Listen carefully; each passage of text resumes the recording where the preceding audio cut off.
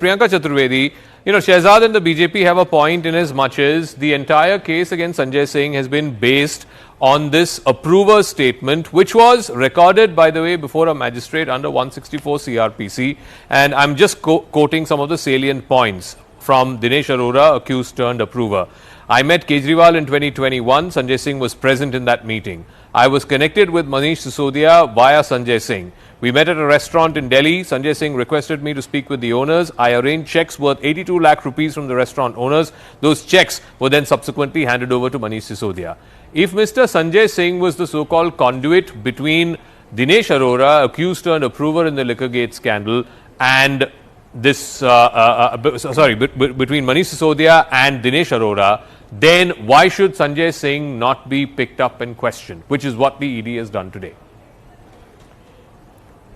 So, just a simple point I'd like to make. As far as the, evidence that you are saying, whatever statement has been recorded in front of the magistrate, staying put at a meeting where Mr. Arora is meeting the Chief Minister, since when has this become a crime? When has it become a crime to meet Manish Sisodia in the company of Sanjay Singh? Since when has it become a crime to ask a restaurant owner to speak to Mr. Arora? And how did you lead to a conclusion that there is a money trail involved when he asked Mr. Sanjay Singh got them to collect 82 lakh worth of checks? So these are all circumstantial evidence. And let me just take you back to 1 year ago, when Mr. Sanjay Raut was arrested under the PMLA by the Enforcement Directorate, and let me prove to you how Enforcement Directorate has become just a tool in the hand of the Bharatiya Janata Party. And I'm surprised, he was mentioning, the BJP spokesperson was saying that I don't see a Congress spokesperson here. And in fact, I am also surprised that I don't see any of their ally spokespersons here, but a former BJP spokesperson who's now come as a former advocate Supreme Court. They do not have, the only allies they depend on is ED, CBI and IT. I'll just go on to say what the Mumbai High Court had to say on that particular arrest.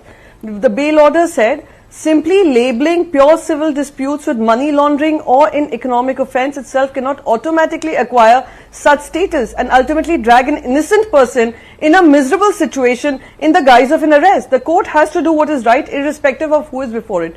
So this is the level that they have fallen to. There is a fourfold increase since 2014 in ED investigation against the opposition. 95% of the cases that are being investigated are against the opposition. My simple question to the BJP, and I don't want to even get into the whataboutery. 48 hours prior to Mr. Ajit Pawar joining the BJP alliance, the Prime Minister had gone on record to say that he is involved in a scam worth 70,000 crores.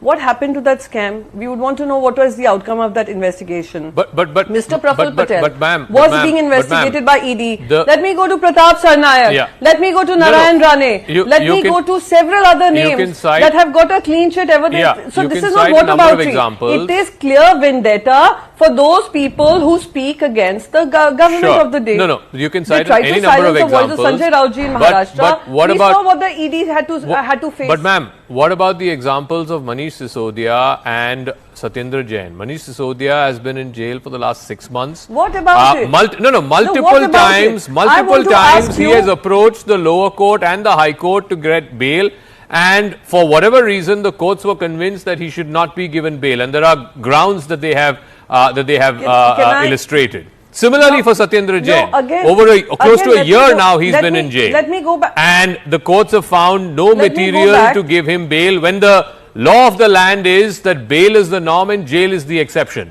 And Sanjay Singh is being accused in the same case as an accomplice. Not a different case, but the same case. No, again, not an accused.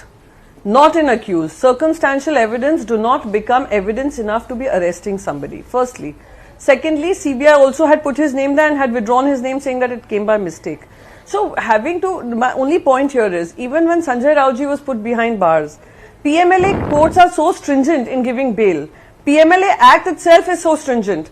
Yesterday itself, the Enforcement Directorate was pulled up by the Supreme Court, saying that without evidence, without reasons, you cannot be picking up on people just because you have the power to do so. Yeah. So the point is just this. And before Mr. Sanjay Raut got the bail, he had approached the court twice.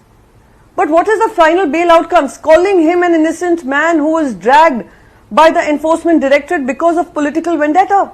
Okay. Let me So, ask you know, the Abhinandita process has Mathur. become the punishment You as know, far as the BJP is concerned, I and want that